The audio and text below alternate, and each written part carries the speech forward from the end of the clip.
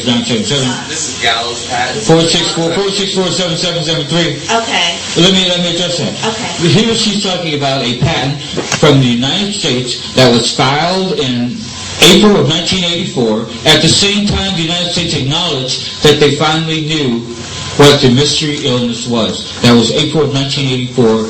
Dr. Robert Gallo and Secretary of Health and Human Services Margaret Heckler, I believe, in 1984. What you'll find is that as they went to the podium to tell the United States people that they knew what the mystery illness was, here Dr. Gallo was filing a patent for the continuous production of HIV. Of course they knew what it was. The patent that you're speaking of there, and let me give that number again, is 464-7773. It is how you make AIDS continuously. How dare them.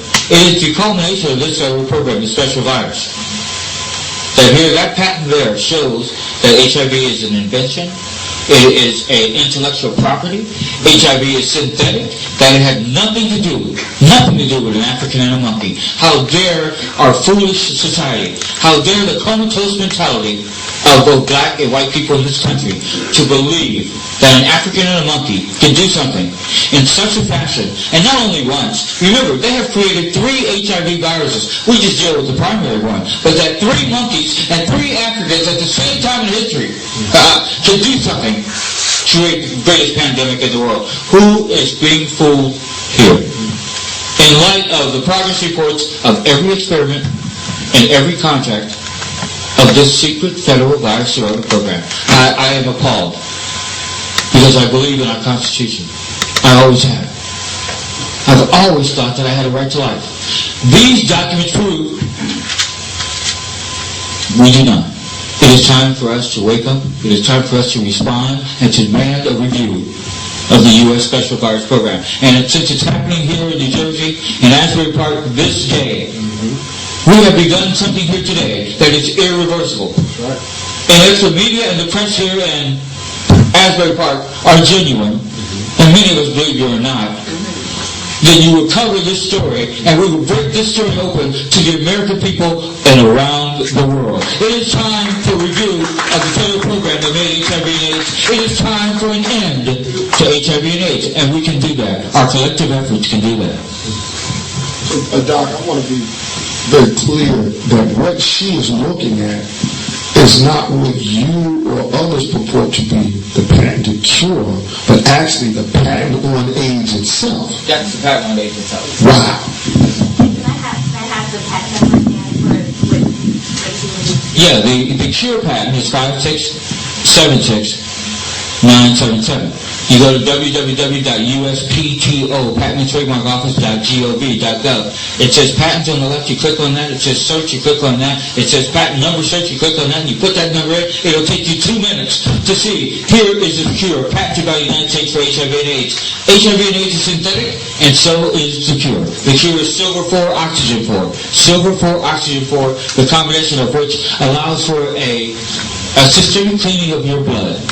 That's exactly what it does. Your blood is like the water in a swimming pool. You put a pebble in the swimming pool, the water becomes clear. You put something in your blood system, your blood becomes clear, your blood is contained, and it stays that way. It'll be 6 years that I took the Tetrasil. It's a one-time infusion. It takes about 20 minutes. 6 years, and that's all that I've had. My records are maintained by the VA hospital system. Not that it's the best hospital system, but my records are maintained by my government. 6 years ago, I took that one-time dose. It is cheap. It is effective. You know, in a free press, this is what our people are putting across the world in Africa. AIDS cure found. Because by golly, that government's been sitting on the shelf waiting for us to wake up from our comatose mentality and find it. And they're saying so in Africa. AIDS cure found. And if it doesn't work, it doesn't work. But then don't patent it in the first place. And since you patent it, then let's test it. That's all that we are saying. How dare you allow the patented cure for AIDS to sit on the shelf and smile in our face in the process? What kind of country is this? And if the media here can't get the question, I don't know where any place else can. You have some of the brightest people in this country, perhaps even sitting in this room right now. Either we wake up and stand up and fight this, or we all perish together. Yes.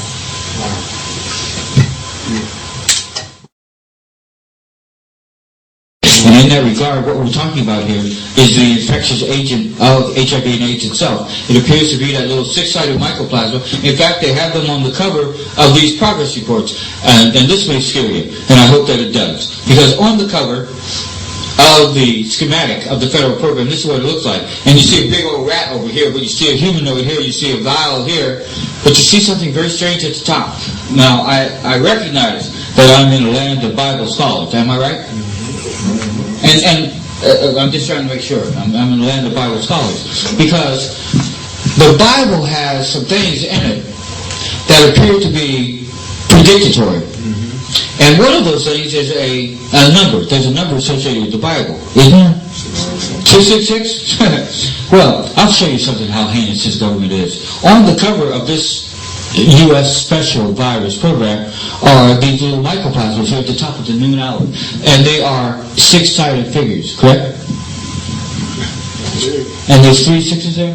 666 at the noon hour of the U.S. Special Virus Program. That's how in your face this federal program is. 666 at the noon hour of this federal program. That is just how heinous this federal program is.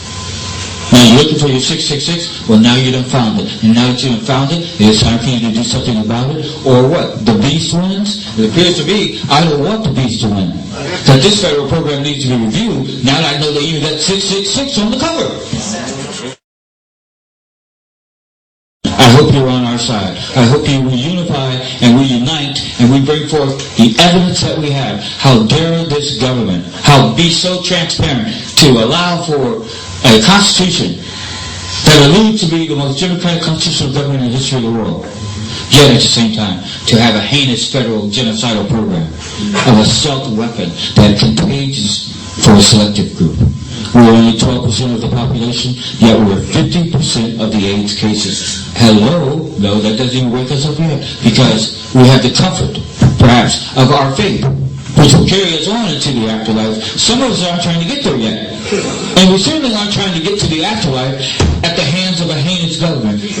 Bolstered on evil. Yes, sir. How dare them tell me I have a right to life. I am fighting for my right to life, and if that includes yours, then join me.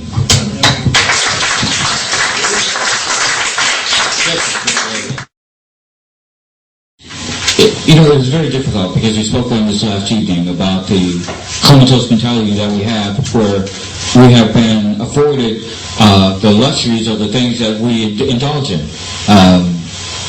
As I was saying last evening, you give a black man sex, religion, sports, music, movies, and food. It's hard to tell him anything further. So what we're breaking through is this comatose mentality that everything is okay, everything's going to be all right, as we present now the stark evidence that everything is not okay, and to try to wake up, to re-educate all at the same time. So it is a complex kind of solution. From the evidence standpoint, the U.S. flowchart from 1971 shows that specific experiments were worked on as early as 1971 to inhibit, control, and to vaccine against HIV, as is evidenced by the flowchart document. So our cause is simple. We began by reviewing the immunological control section of the program that made HIV. That's again another reason why the origin of HIV is important, because it will and does lead to the solution. That we can show the experiments from 1972 to the present, that indeed if we review these early experiments, we'll find some of the keys that we're allegedly looking for here in the modern day. But this is all a setup, as is evidenced by, again, the flowchart document, that indeed this is systemic, that there was a design, purpose, plan, and intent of the United States to make this thing. So by reviewing the immunological control section experiments, that'll give us our first insight as to what they developed.